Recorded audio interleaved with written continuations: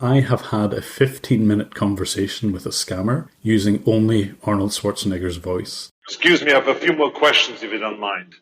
Sure. Who are you? So we are Support Buddy, a US-based diagnostic company. We provide support to all Microsoft products. Come on, don't bullshit me. Sir? Listen to me very carefully. I want to know what's going on, and I want to know right now. The computer was infected. I believe you went to some third-party websites. That's the reason the computer was infected. Yeah. Are you going to help me now or not? Welcome to Innovational Correctness, a podcast all about innovation and transformation, hosted by David Luna, author, keynote speaker, and founder of Gamma Digital and Beyond. David and his guests discuss real-world practical advice on how to best harness the creativity of your employees and go from idea to product, giving you unique perspectives and insights into their success, all while separating hype from reality and replacing bullshit bingo with common sense. Let's jump right into the show. Welcome back to another episode of the Innovational Correctness Podcast. My guest today is Jim Browning. That's not his real name, but an alias he goes by to protect and safeguard his identity for the reasons I'll explain now. Jim Browning is an IT professional who, in his spare time, does scam baiting, which is a form of internet vigilantism primarily used to thwart fraud, technical support scam, pension scams, and other forms of fraud. And Jim investigates and fights scammers and publishes his findings on his very popular YouTube channel. Currently, he has over 1 million YouTube subscribers and almost 70 million views as of this month. He's also been featured in a highly acclaimed BBC documentary called Panorama, where he managed to infiltrate a large-scale technical support scamming operation, leading to worldwide press coverage, along with several arrests of the scammers involved. Without further ado, let's go meet Jim.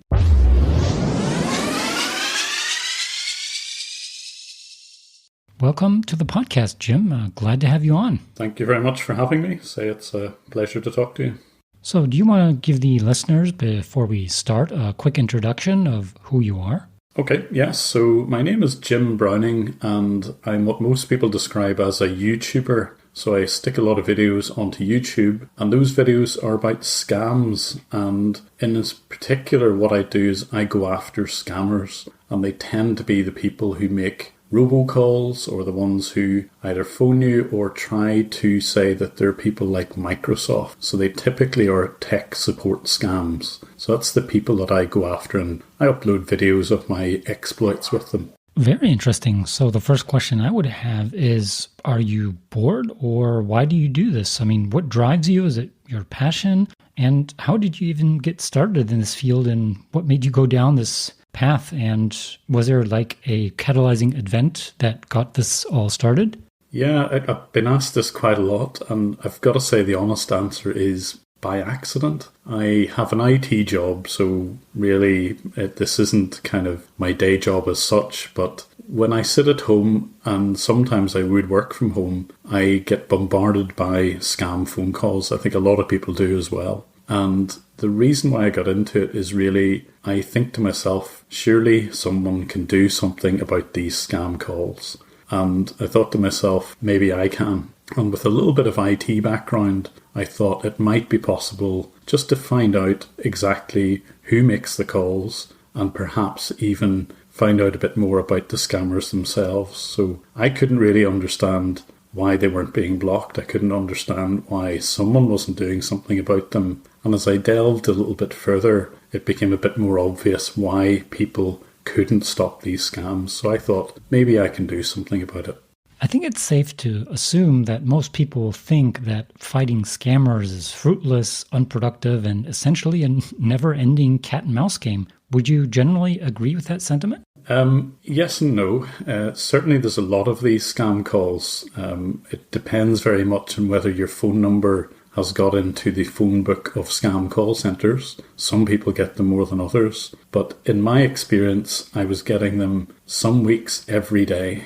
And yes, it does seem like a pointless exercise, but from my own experience, very recently, some of my activity, shall we say, with scammers has actually led to changes. And in fact, some people at the very top have been arrested as a result of some of the work and some of the videos that I've put onto YouTube.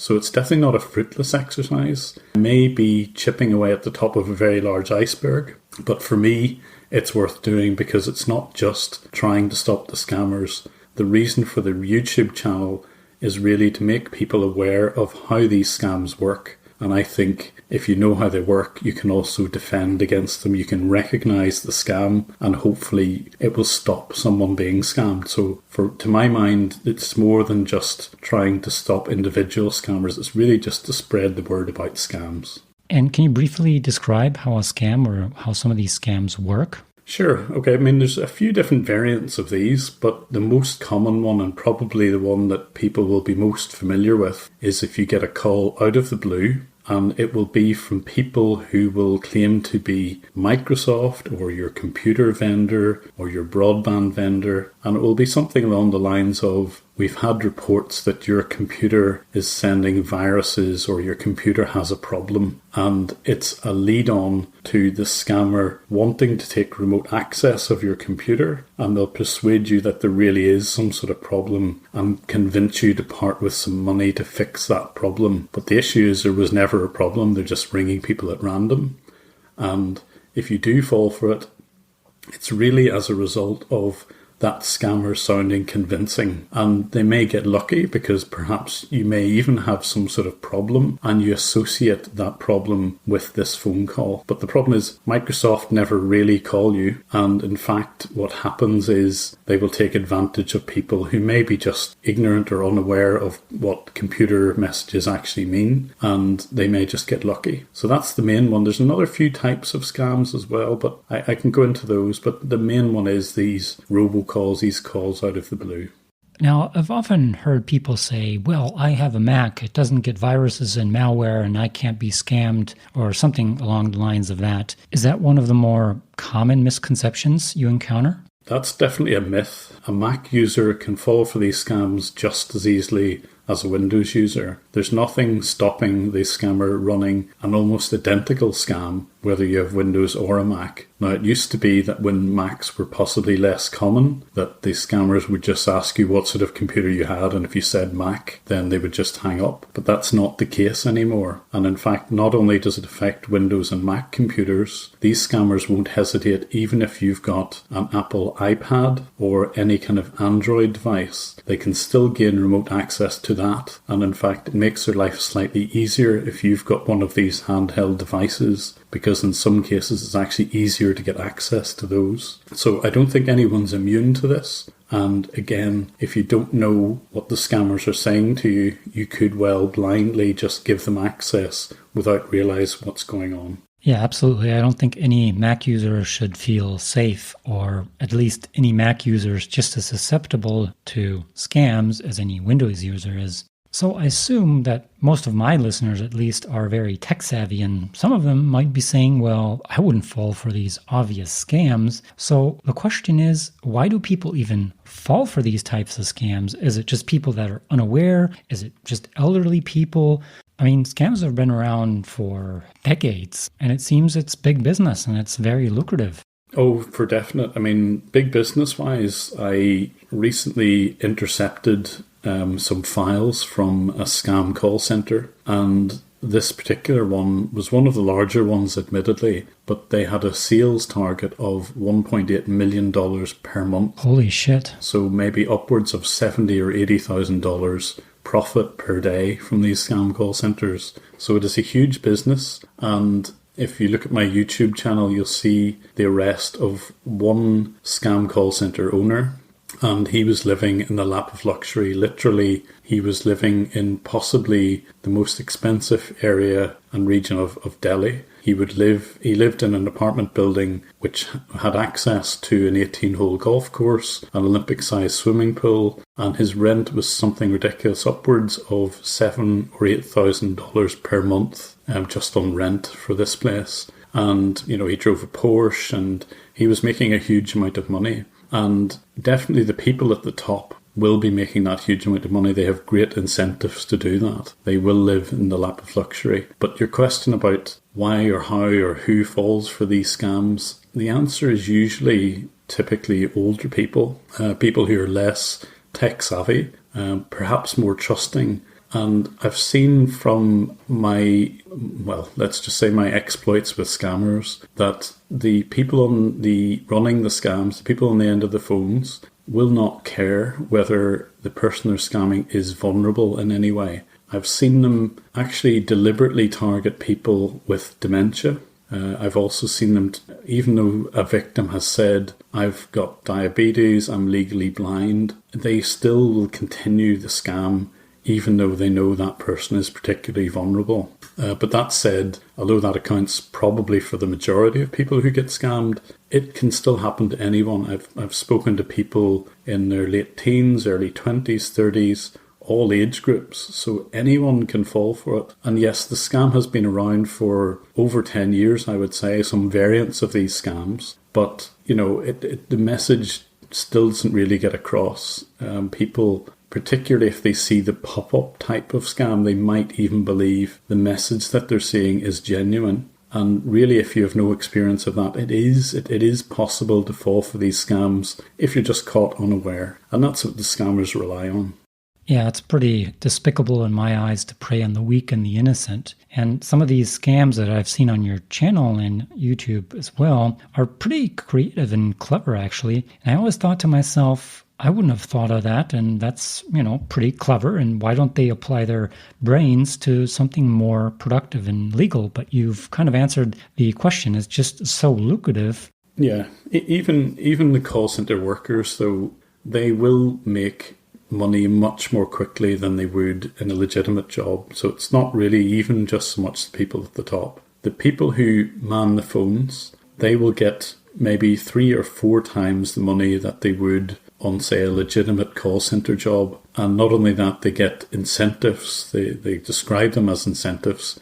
If they can glean more money out of their victims, they will get a direct, normally it's a percentage of the amount in dollars that they scam, they will get back, usually 3 or 4%. So it's worth their while trying to extract as much money out of each victim as they can possibly get. And you can imagine if these phone calls, they will happen, they will load their dialing software with thousands and thousands of numbers. And anyone who answers the phone, they will try to convince them, they will use the same lines every single time. And inevitably they will get people who fall for it. So it's just a numbers game for them. They will keep dialing until they get someone who's prepared to believe them. Is it correct to assume that this is mainly a problem of developing countries where you don't have as many good paying jobs? Yes, I mean, I've analysed, because I've been able to get access to scammers' computers, I can tell exactly where they are, and I've plotted these on a little map. And in my experience at least, and don't forget I go after the technical scammers, so the ones who want access to your computer. Now there's lots of other types of scams, including romance scams and, 419, that's the advanced fee, so the emails that purport to be some sort of African prince who wants to share his fortune with a random stranger. Those sorts of ones I tend not to look at. I more look at the ones where they're robocalls or pop-ups on your computer. And of those type of scams, 95% of them will come from India. The other few percent, in my experience, fall in places like Ukraine or Tunisia. But the vast majority will be from India, and there's lots of reasons for that. One, as you say, is in general low pay. It tends to be high unemployment. But actually one of the biggest reasons is technical know-how. It takes a little bit of that technical know-how to set up those scams call centres. And of course, because a lot of external legitimate companies set up their call centres in India, that expertise is there. And not only that, the data is there as well. So those companies will have real customer lists.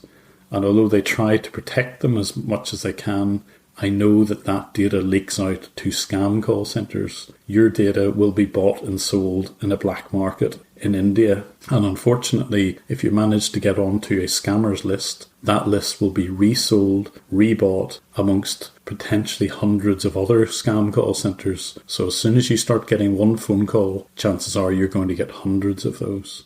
So how do we fight back without you revealing any trade secrets? Because maybe there's some scammers listening to my podcast, which I hope is not the case. But just to be safe, maybe you can tell us how you fight back against these scammers. And I would assume that just having a tech background is not enough. So how do you actually approach this? Well, yes, the IT background definitely helps. So what I do is I do the thing that we advise most people never to do, which is to give the scammer access to my computer. And I do this deliberately because I know what I'm doing. And what I do is I set up not a real computer, but a virtual PC. So a virtual PC is just a bit of software running on a real PC, which looks like it's a real computer. It just emulates a real computer. But the advantage with that is I can protect the data that's stored on my real computer. I can make this fake computer look real, but it's quite safe. But the big advantage is that I can monitor what happens on that computer. And in particular, I can trace what goes in and out of it. And using that,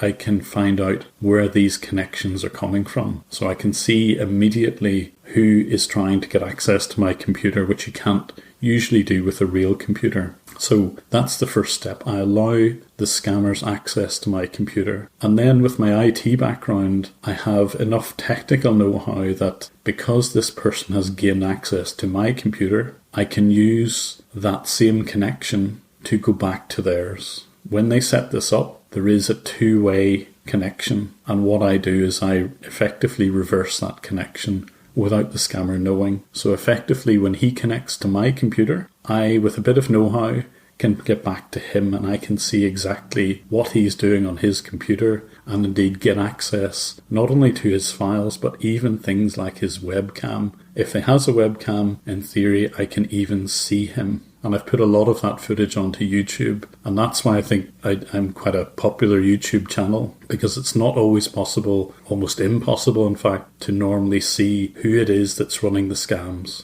So that's why I think the YouTube channel is popular. You can see what's going on from the scammer's point of view. Yeah, and you also provide some very good background information on your YouTube channel, which I always find very interesting. And you're so successful, actually, that you were recently featured in a British documentary series called The Panorama, in which a large-scale technical support scamming operation was infiltrated by you and a fellow YouTuber called Call Rock, I believe, and was extensively documented. I mean, that's some real FBI shit right there. I mean, how did you manage to pull that off? Did the FBI help you, or how did this all take place, and how did you go about this and pull this whole thing off? Inquiring minds want to know. No, I mean, literally, this is something that I do at home. I don't have assistance from anyone. In fact, the only reason I even got Carl Rock involved is he's another YouTuber. He is based in Delhi. He lives there. And what I wanted him to help me with is the one thing that I can't get, which is video footage of the outside of the call center. So you're right. The reason why I got Panorama involved is when I did this reverse connection trick, so a scammer had accessed my computer, I reversed that connection. I could see what was going on in his computer. And as soon as I did that, I noticed that they were looking at their own CCTV. So they had little IP cameras set up all around their offices. Goodness and only knows why, because they're a scamming organization. But I thought, well, this is the first time I've ever been able to see what goes on in the entire office. And I knew that it would probably be something that the mainstream media would be interested in. And that's the reason why I got in touch with Panorama. Panorama are a BBC documentary crew. I've known one of their programs really since I was a child, and I knew that they would probably have an interest in this. And the biggest reason why I got them involved was every time I report one of these things to the police in India, little or nothing gets done about it. So I thought, well, if I'm able to show that these people are scamming, people in Australia and usually UK and the USA, it tends to be English-speaking countries, but that's changing. I mean, even they're starting now into scamming people in Germany as well, and I'm sure you may have experience of this already. But the reason why I got them involved was just that I wanted something to be done about it. And if you have exposure where you're able to show what these scammers are doing, literally watch over their shoulder shoulders as they're scamming people. And I could hear the audio, of course, as well. I could hear people being scammed too. And I released that to the mainstream media in this Panorama program. And they were able to do the thing that I've never been able to do, which is push it round a lot of media organizations throughout the world, let everyone see what's going on. And it seemed to be very effective. Okay, it's good television. You very rarely get that sort of footage. But the big thing that happened was, even though I had reported the operation to the police weeks before the BBC documentary went out, nothing happened. But as soon as the documentary programme went live and they released the footage to lots of media organisations, 12 hours later there was arrests in India. And why do you think that is? Well, I honestly don't know if reports from people outside India have as much weight as internal ones. My experience is that even the cybercrime reporting portals don't work properly if you give, for example, a non-Indian phone number, and that's what I think might be quite typical. If it isn't happening, my view is if it isn't happening to someone based in India, it has less priority than maybe the local crimes. So that's my own experience. I could be wrong, but as I say, I've hit brick walls every time I've tried to report these scams to the right authorities in India. But this was the exception. And how did the BBC react, or what was their reaction when you provided them with the video evidence? Were they like, yeah, nice, or wow, this is exciting? Well, yes, they really were quite excited, because at the time that I approached one of the journalists, I had live access to their CCTV. I was able to show them live what was going on. And, I didn't have that access the entire time. I only maybe had it for a few weeks, but it was certainly enough to generate interest. Now, this was maybe a year before the television documentary went out. It took that long to actually get the BBC with everything they need to do to get the programme commissioned. So I had to sit on the footage really for quite some time before it aired. But it was definitely worth the wait. Although it was quite exciting footage, and it's very revealing about how those scams work. I really had to wait until the media were ready for this as well. And you had worldwide press coverage. I think the more admirable thing here is that you had the patience to sit on that video evidence for so long, or the more shocking thing is that the BBC took over a year, but again, that's often the case with very large organizations. Yeah, there was a few things which kind of got in the way. There were things happening in India, like riots and so on, and they had to use, for example, one of their Asian correspondents to do this. There's certain restrictions on reporting, and it has to come from there. But so there was a number of things which kind of got in the way. But eventually, I think I got the footage around about May 2019. But by the time it came to the BBC reporters confronting this call centre owner, that was probably around December time. I say the programme actually went out at the start of March 2020. It was definitely worth it. Just for the fact alone that it was circulated around the globe by the mainstream media. Yeah, and I've even seen many foreign articles covering this story, even one German article. Yeah, and I'll link the documentary in the show notes as well. Yeah, indeed. It's. I've searched for it myself. It went as far as New Zealand, as far as I can see. And yes, quite a number of other media organisations, particularly actually Indian media organisations who were particularly interested in this as well. So if we go beyond this very high-profile case, what are some of the most creative scams you've come across to date? Well, there's a few quite common ones. The one that you will probably hear most often today is a robocall pretending to be Amazon Prime. And, a lot of people have signed up for Amazon, and this type of call might seem believable, particularly if, you're maybe expecting such a call, or you've ordered something from Amazon. But they will vary their scam.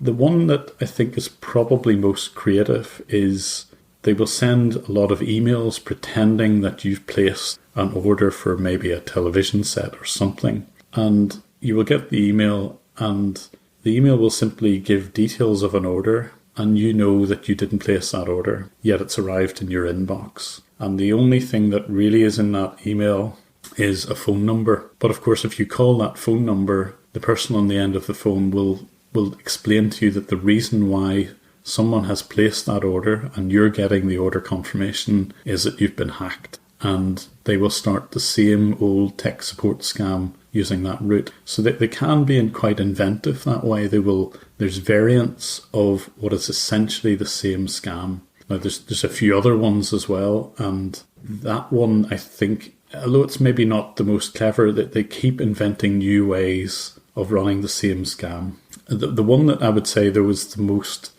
troubling, I suppose, is the refund scam. So what happens is if a scamming organization get hold of a list of people who have already been scammed, so someone has already got a list of names, addresses, phone numbers of people who have already paid out possibly hundreds or even thousands of dollars, they are a suckers list. They will deliberately target that group because they're most likely to fall for a different sort of scam again. And they will usually do the refund scam. So if someone has paid for technical support and doesn't even realize they've been scammed, another group will use that list and they will say, oh, we're going out of business. We're going to refund what you paid to us. And all you need to do is give us remote access again and we'll arrange this. But of course, as soon as they get that remote access, they will get the victim to log into their bank account. They will distract them usually and pretend they've paid in. Maybe they promise something like $300. They will edit the screen so it looks as if they paid in more than that, maybe $3,000. And then they'll turn around to the victim saying, oh, look, we've paid you too much. You're going to have to give us that money back. And in fact, all they've done is just edit the screen to make it look as if they paid something in, they've paid nothing in. And if the victim just looks at the screen and doesn't realize that it's a sleight of hand, it's a trick, then they might be tempted to pay these people back. And they usually ask for gift cards instead of a bank transfer, because the gift card to them is a much easier way of laundering money. So you'll tend to find that these, we call them refund scammers, will want gift cards, and they can immediately transfer that gift card number into hard cash at their side. It's quite easy for them to do that. So on the flip side, what are some of the dumbest scams you've come across? Yeah, I mean, there's quite a few. I would say every scam tends to be quite similar. They obviously want money, but I would say it's not the scam itself which is dumb, it's the scammers, because it's very easy to take them off their script. So when these scammers get trained up, they run a very set script, and if you take them off that at all, they tend to flounder. So, you can easily wind up these scammers. They will usually ask the same questions. They'll want to stick to their script. And I've been able to use not my own voice, but little snippets of recordings. So I've used, for example, Arnold Schwarzenegger's voice. Okay, so there's websites where if you press a little button, he will say, "Hasta la vista, baby," all that sort of stuff that he would typically say. And I have had a 15-minute conversation with a scammer using only Arnold Schwarzenegger's voice. They are just so determined to get money out of you, they will not catch on that they're actually speaking to some sort of robot. So this is future me during the podcast editing, and this is the section where I asked Jim about this one time he came across a scammer that was trying to convince him that he was connecting to the Interpol and FBI database, where the scammer was activating a Hawkeye to kill all enemy vehicles. And if you think I've gone totally insane and crazy, let me play you a short clip so you know what I'm talking about and what Jim is referring to. And I'll link the video in the show notes as well. Now you can see Secure Content Protect. That is a digital and the security authorization needed from United States of America. Can you see out there in front of your screen now? Yes. Now you can see I have just showed you recently your IP address, but you can see there is an IP address of killer IP address 205.211.157.84, and can you see connecting to CIA internal database, and there is an IP trace which we have found and which we triangulating it. So according to the security circumstance and according to activating the Hawkeye, where we can engage all the enemy vehicles. Can you see? Activating enemy vehicles? Engage. What are you talking about? The hacker where belongs to a security department, and we have found something which I need to show you. Can you see out there Interpol database? Yes, I can read. You see out there are pictures. And he says he lives in Gotham City, which is where Batman lives, isn't that right? Yes, exactly, sir.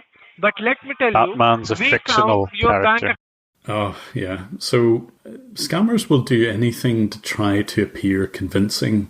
And if they have access to your computer, they can browse a website, which all the website does is it makes it look as if you've got like hackers. So it's actually a little animation more than anything else. And this particular scammer decided to use that particular website to try and convince me that I had some problem. I mean, they not only will use those sort of websites, but they'll invent very elaborate stories as to why you should give them money. And I even had one that was trying to convince me that I was going to help in some sort of like investigation of criminals. And I was the one who was supposed to help in this. I was the key person who could help in this investigation. And what they really wanted me to do was buy all of this story. But the reason why they wanted to involve me was they were saying that the person who they suspected of doing all this criminal work worked in a bank. And what I was supposed to do was go into that bank, withdraw a large amount of cash, but not tell, I would be monitored, of course, that I would withdraw this cash, but I would then move it to another bank account. And they were going to monitor all of this. So that was my job as part of this investigation, was to move money out of my account into another one. And of course, all that really does was getting me to move money when I shouldn't have done. So they will invent really very creative stories about why that's a good idea. And if you don't have your wits about you, you could well fall for that sort of scam. We've touched upon this topic a little bit, but maybe you can give us some more insights into the philosophy or mindset of scammers and what makes them take advantage of often helpless and innocent victims, and what types of skills, if you will, they have to have in order to achieve success. Yeah, well, I mean, the skills is one word. I mean, they have to kind of park their conscience at the door before they go into their office, because they will be speaking to very vulnerable people, and they really cannot have a conscience when they do their work, because there's no way that, I mean, I've listened to quite a lot of their phone calls, and quite literally I was nearly on the verge of tears listening to them. It just, you have to have a certain mindset, I think, to be in that job. But the skills that they need, I would say, well, obviously good command of English helps. Okay, that's a given. If someone can't understand them, they're not going to make a lot of money. So language skills, particularly in English, are not in shortage in India. So that's one thing. They've got to have language skills. But probably the more important one is being convincing, being persuasive. And the way that they can do that is they will talk gently and persuasively to elderly people. They will charm elderly people, particularly, if it's a man talking to an elderly woman, for example, he will always use lines like, "Oh, you sound just like my grandmother. Oh, you sound much younger than you." They might say their age and so on. "You sound much younger than that." Oh, lovely. That's lovely. You're 91 and you still drive. That's a lovely thing, okay? All right. That's lovely, all right? I've never expected somebody, like, at the age of 90 will be driving a car, all right? They will use all of the lines that they can to appear as if they're genuinely trying to help this person. So interpersonal scam skills are really high up on that list. And I'm certain sure that the most successful scammers will be the ones who will effectively charm their victims. You need to have that as a skill set. If you're rude to someone, they're going to hang up to you.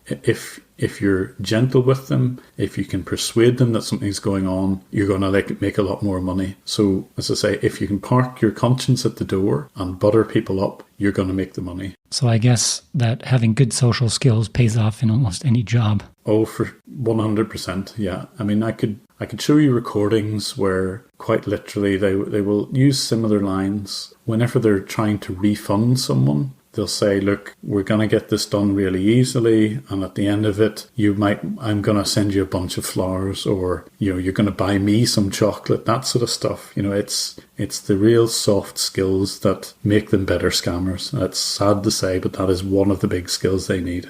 Now, fraud itself has been around for as long as humans existed. But if we go deeper, and here's my question, in what ways has scamming evolved over the years? What types of trends or changes have you seen over the years? I remember back in the days in the 2000s, it was mainly viruses, malware. Now it's ransomware, botnets, rental scams on Craigslist, or corona scams, and so much more. So it seems that scammers are essentially also entrepreneurs and have been innovating and diversifying their scam portfolio as well. Can you kind of elaborate on that as well?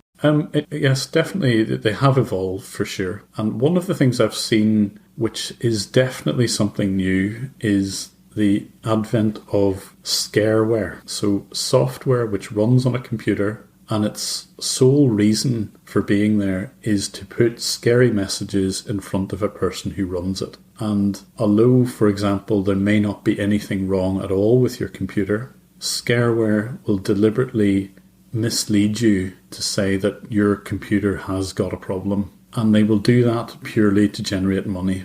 And there's plenty of examples of this. And if you do a Google search for the word PCVark, V-A-R-K, PCVark, there's a whole suite of software there which that company designs to scare people into buying the product.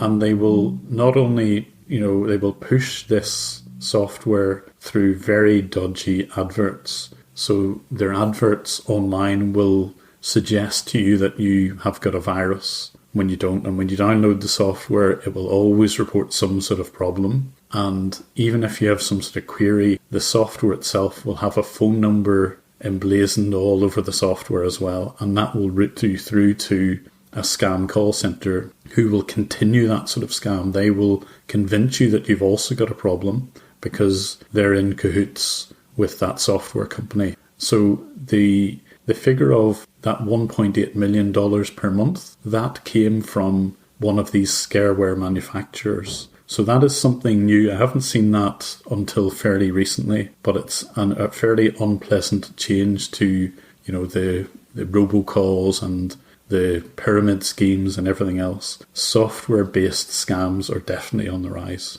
And do you think that development or evolution comes from the fact that we as consumers are embracing more and more online services, technology that makes our life more convenient? Or where do you think this development comes from? Well, I think it's the fact that computers are ubiquitous now. They're in every single home. And, people generally just surf the internet. And if you can get enough of those scary adverts in front of people's faces, you are going to make more money. And even if you do an internet search, so say you have a problem maybe with your printer or even something non-technical, and if you do a Google search, a Bing search or whatever, and you're looking for someone to speak to about this problem that you have, if you aren't very careful that you're through to the right support desk, you may end up speaking to a scammer.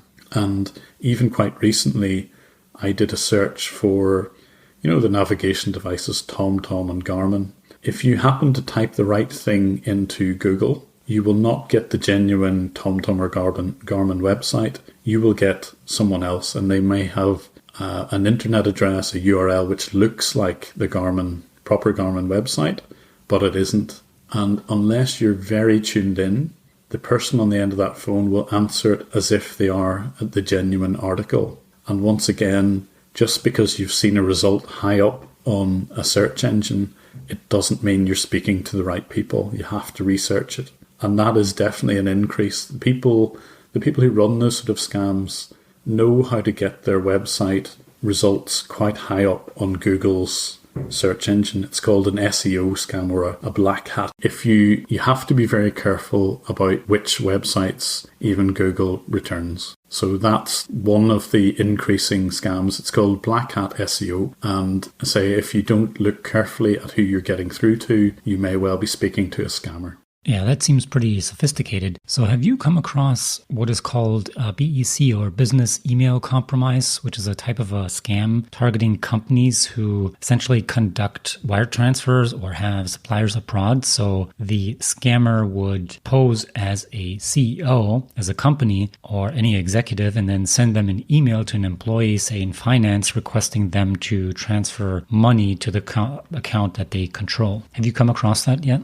It's also called whale phishing. So they will target people at the very top of the organization, and they will make it look as if they're some other person that maybe they've researched within the organization, and they will try to persuade the person at the top to release funds or to change bank accounts or whatever. But the key thing is it's a very targeted attack. What happens is they will do a bit of reconnaissance on the business. They will understand who maybe some of the key people are, and they will basically pretend to be one of the top management team. And chances are, if they get some sort of edict from one person in the organization, it may not even be questioned, because if they use the right language, if they use something which appears convincing, then you could fall for that scam. And it tends to be that if something comes down from what looks like the boss of the company, like to change bank accounts, someone may not question that and will just do that. So yes, there's definitely that sort of scam. And is this done by people that are much more sophisticated and skilled? I would suggest more sophisticated, I would say, than the scammers that I would see. That sort of scam requires a fair bit of analysis. It requires a bit of research on the company, and probably the people who run those sort of scams will know what works and what doesn't work, so they have experience in there. So yes, they tend to be more sophisticated than the ones that I would go after, who, if you take them off their script, they really flounder. I would say it's probably a more intelligent bunch of people, and they probably make more money out of it. There is another sort of scam as well, which is another unpleasant new scam, and it's an email-based scam. And what happens is someone will email you your real password. So it's maybe not your current password, but maybe a password that looks familiar to you, and they'll surround it in a lot of text. And the text will be something along the lines of, here's your password, it's whatever it is. And then there will be another paragraph below that saying, I have been able to get access to your computer. That's how I've got this password. I've got all of your contacts. I've been able to switch on your webcam, and I've caught you in some sort of compromising position. And they'll usually wrap it up with some maybe pornographic reference or something. And then they will demand money, and they will say, if you don't pay such and such amount of Bitcoin to this Bitcoin wallet, then I'm going to send this footage from your webcam to all of your contacts, because yes, I've got your contact details as well. And a lot of people have emailed me saying, hang on, this is my real password. Maybe this person really does have this sort of footage. What should I do? And in fact, this whole thing is a scam as well, because all that has happened is that maybe a third-party website has been compromised. So you may have registered that password on,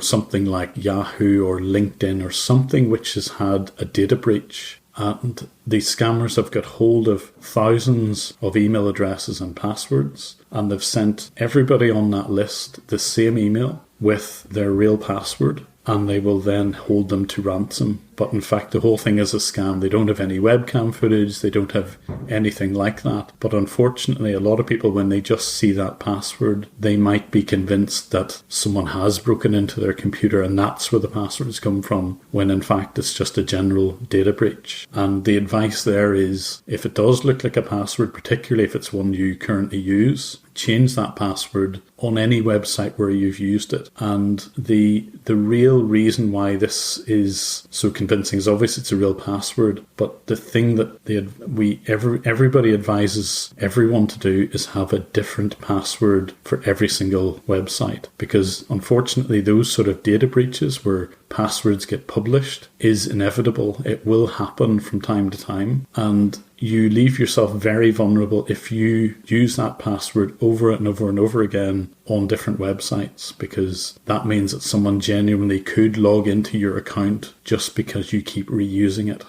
Yeah, and I think that tip alone can't be overstated. Don't use the same password for every single website.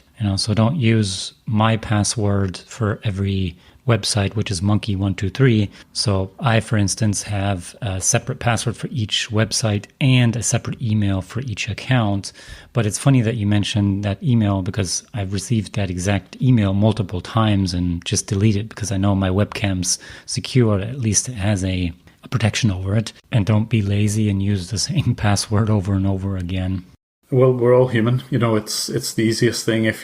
There are certain passwords which I remember very easily. Other ones I can't possibly. And yeah, it's just, we unfortunately, even in this day and age, it is difficult to remember passwords. So, I rely on a bit of password manager software. So effectively, I only have to remember one password, and the bit of software that I use tells me and will generate good, strong passwords, and I will use those in various websites. But it means I only have to remember one password, but obviously that's not the password I would use on any other site. And then obviously activate the second factor authentication. So something that which is your password, and something that you have as a hardware key, so to speak. I think that is also something most people should have activated by default. That's right, yeah. That's right. That's the single biggest defense against any data leak, is even if someone does know your password, you have that second factor, a PIN to your mobile, and that will defend against anyone actually taking over your account.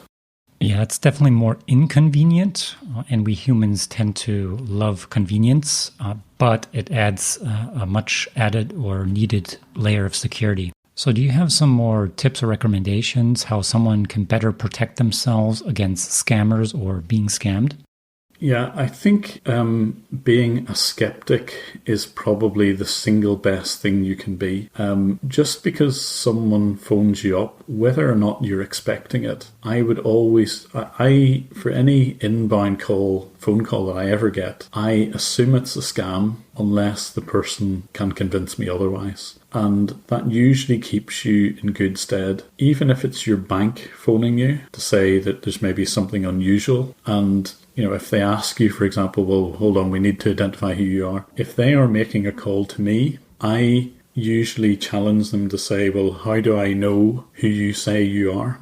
And if you do that, a genuine organization should give you enough information that they can convince you that they're genuine. So they should be able to quote, for example, at least part of your customer number. But I would ask for a number of things. Well, anybody who is a legitimate caller should have no problem telling you this is how you know that we are genuine. Okay, they will have some information on their systems which should be able to persuade you. If they can't do that, then hang up the phone call. And if you're still unsure whether it was a genuine call or not, you make the outbound call to that organization and just ask, why am I getting this phone call? Who would this be? And they should be able to help. So I think be skeptical, I think, is the kind of key thing here. It's always a good idea to be skeptical. You're far less likely to be a victim of a scam if you don't take things at face value, question things.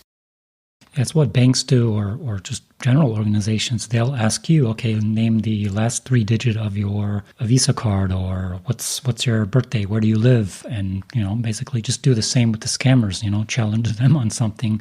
Absolutely, yeah. I like to start by understanding a business and then kind of dissecting their business model. And if we do that kind of for these scammers, what are some of the key partners, key resources, and maybe even the cost structure that they have, and where do they get their revenues? Maybe we can kind of break down for the listeners. Sure, yeah. So been quite successful. The reason why I put a lot of videos onto YouTube is that structure of these scam organizations fascinates me almost as much as the scams themselves. How do they go about running these things? And obviously there's bits and pieces which are technical. So, they'll set up the robocall software. How do they get even though you might be phoning a number in the USA or UK, still the call ends up in India. How does all of that work? So that's one part, that's the technical part. And that's fairly straightforward. But there are certain things which are needed by scammers if they're going to take in money. And the most obvious one is a payment gateway. So ultimately, they need to get money from a credit or debit card, or as a check, or from a bank account number. And there's only really a few places where they can do that, and those things are called payment gateways. And there are, if you want to run a scam organization, you need to be able to take in those checks. You need to be able to process credit and debit cards and say that's where your payment gateways come in. And that really is the weak point, typically, of these scams. If you can figure out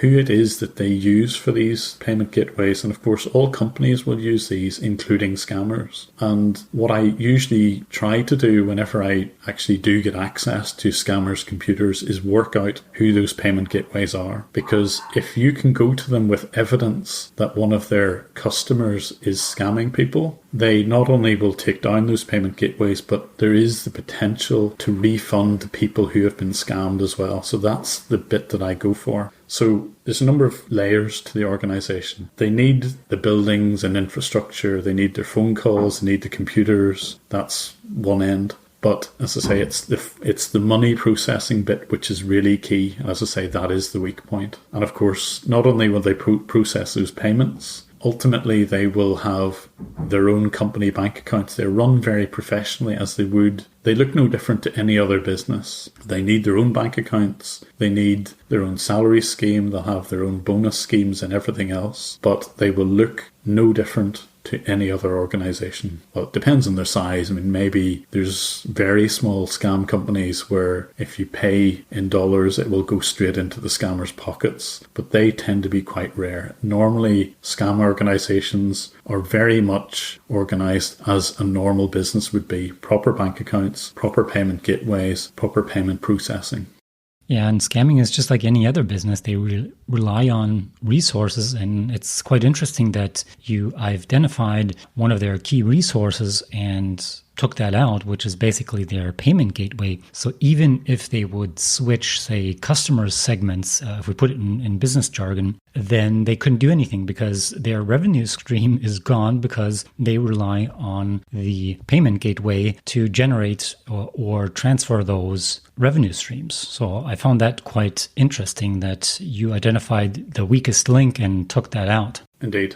Yeah, there's both inbound and outbound calls. The robocalls are obviously outbound from the scammers. There's not a lot you can do with that, but if the scammer is relying on calls back, so maybe the robocall will be dial this number if you want your refund, or press 1 if you want to get a refund. If you can work out what those phone numbers are, you can, or I have done in the past, absolutely flood those phone numbers so that there's no way real victims could get through to this number even if they tried. And I don't know how legal this is. I may be risking a little bit here, but if you know a genuine scam number, one of the most effective ways of taking that out is to do that call flooding. And there are services which people who are against scammers, they will operate, which will flood those numbers and realistically take them out of action. And that is one of the most costly things that a scam organization will see. If you can tie up their phone lines so that their agents, who they have to pay anyway, aren't talking to real people, then they are losing money. And as I say,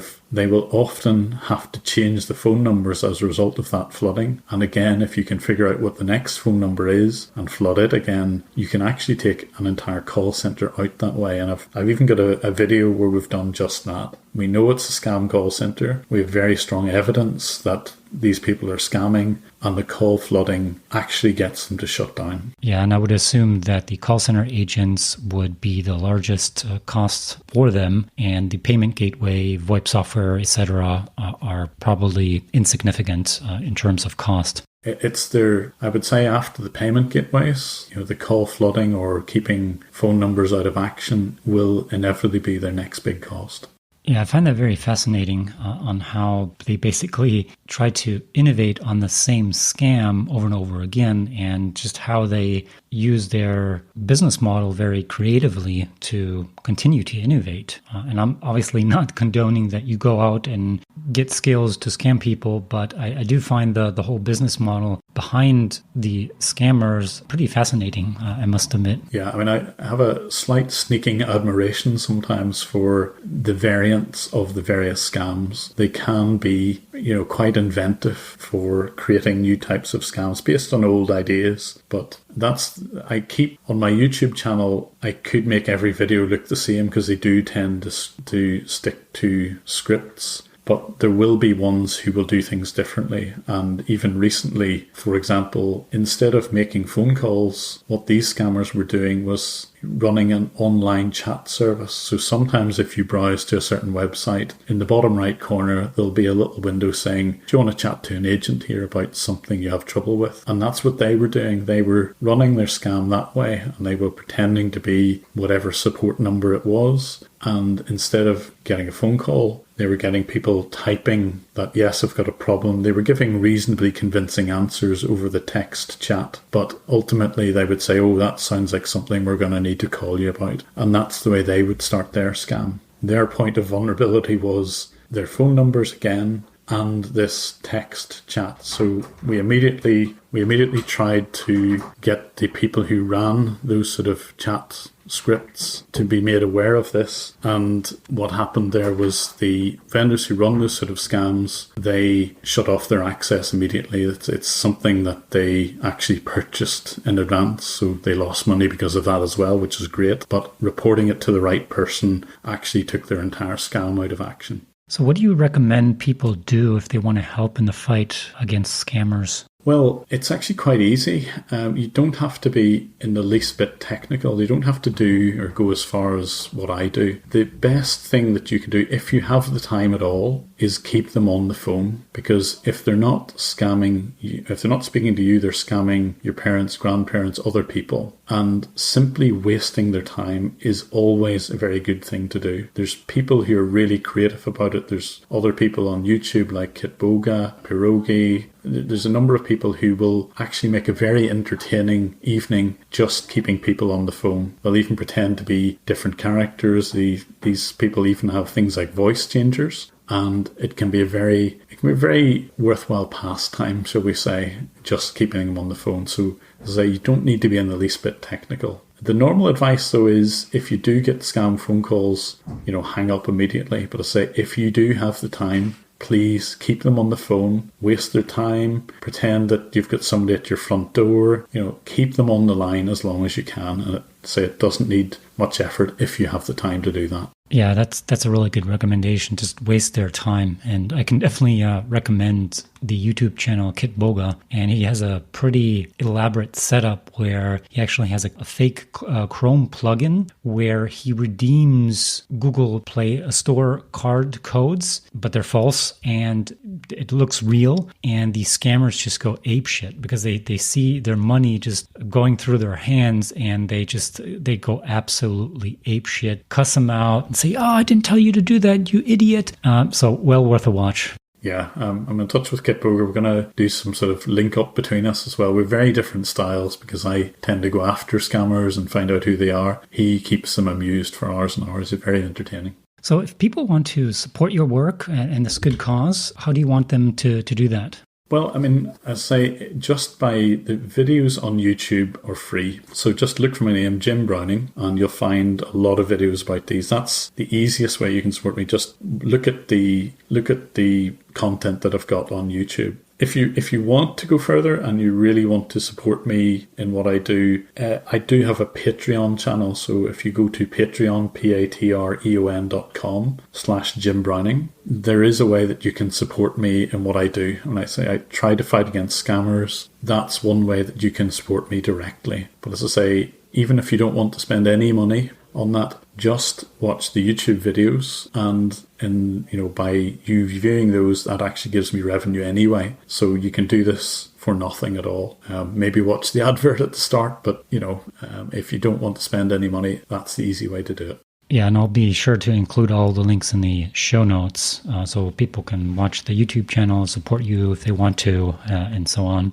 Is there something that I didn't touch on or forgot to ask you that I should have mentioned? I don't think so. I mean, other than I think if you do watch the YouTube channel, you will be more aware of how those scams work. I really do take them apart. And the only thing I would say is a lot of people who watch YouTube tend to be fairly tech savvy, but the people who probably most need to be aware of those scams are maybe not the people that I can reach. So you're more, elderly people or older relatives or whatever. If you can spread the word about those scams, if those older people know what to look for, know what to listen for, it will help them from being scammed. So I say if you can spread the news about these scams as much as you can, it will help prevent them. All right, so that wraps up this interview. Definitely very fascinating to know more about the scammers, their business model, how they operate, and how we can beat them. So thank you for being on the podcast, Jim, and taking the time out of your busy schedule. No problem. Thanks. Now we've reached the end of this episode, and this is generally where I try to summarize the interview and give you some additional insights. Now, fraud itself has been around for millennia. As long as we humans existed, we've been scamming ourselves. But I believe the first recorded instance comes from 300 BC in Greece, when shipping merchants changed the world by attempting to con the insurer of a shipload of valuable goods and then sinking them, but claiming the loss anyway. Or in the 1920s, where we saw the first Ponzi scheme in form of an investment scam carried out by Charles Ponzi, which takes its name today. Or the identity and check fraud, which was very prevalent in the 1900s. One famous example of that was Frank Abagnale Jr., who had over 8 identities, including an airline pilot, a physician, and a lawyer. And this story was made famous by the movie Catch Me If You Can. One thing to always keep in mind is that scamming is like any other business, except for the fact that it's illegal and that these scamming organizations innovate and change their business model according to new trends or changes in their environment, like we see now with the Corona scam emails. Scammers have a very strong incentive, as it's financially very lucrative to scam people out of their money, and have no qualms about targeting old, innocent, and often helpless people, say, for instance, grandparents that have dementia, like we've heard in the interview. So always be on the lookout. So here are some tips to better protect yourself and are generally considered best security practices. Most of these tips are or should be well known already, but let me iterate some of them here. First one is use and enforce strong password practices with at least 16 characters. Use at least one number, uppercase letter, lowercase letters, special characters and symbols. Don't use names of your family, friends, pets in your password, just to name a few. And if you find that too cumbersome, just use a very respected password manager such as LastPass, which I personally use. But there's also password managers like 1Password, Dashlane, and refrain from using dodgy or suspicious ones. And KeePass is also a very good alternative, which happens to be open source as well. And if your account has it, enable two-factor authentication on all your accounts. And Authy, a little program that has apps for mobile and desktop, can help you consolidate these into one single app, sync them across all devices, and create a backup of these two-factor authentication codes. And if you want to go a step further, like I do, ideally use a hardware two-factor authentication key such as YubiKey, a very well-respected Swedish company that provides this in form of a hardware key. And then also, as Jim mentioned, challenge the callers that are requesting any kind of personal information with security questions of your own. Like ask them, what are the last 3 digits of my account number? They should be able to answer that. And most importantly, be skeptical, as Jim mentioned in the interview, along with just using common sense. If something sounds too good to be true, like getting an unexpected refund, then it almost always is. Now, most of these recommendations might not be new to you, but maybe to your grandparents who are not as tech savvy as you are. So feel free to share this podcast episode or some of Jim's YouTube videos, which are very educational, with your grandparents, because awareness is key. But by far, the most important thing to remember is what a famous scam baiter called Jim Browning once said, which is, "But all of this goes to prove you can have all the security in the world, but if you pick on the wrong person, you might just end up having your scam ruined." And in plain English, that means don't with Jim or any person with vastly superior IT skills. Thank you so much for listening. If you enjoyed this episode, there's plenty more where that came from. Just head to our podcast website, innovationalcorrectness.com or gammabeyond.com, or just follow us on LinkedIn. There you will also find long-form articles, videos, and other podcast episodes about innovation and transformation. And if I could ask you for one small favor, it would be this. Please don't forget to subscribe and leave us a rating or review on iTunes, Overcast, or the podcast app of your choice. It really helps us out by encouraging more people to find our podcast and reach hard-to-get guests. Last but not least, if you have any suggestions for further episodes or guests that we should invite on our podcast, or just have feedback, you have 3 options. Emailing us at info@gammabeyond.com, filling out our anonymous feedback form at innovationalcorrectness.com, or leaving us a voice message with your question or feedback so that it can be included in the podcast and all listeners can profit. Just go to innovationalcorrectness.com. Links are in the show notes. I've been your host, David Luna. Until next time.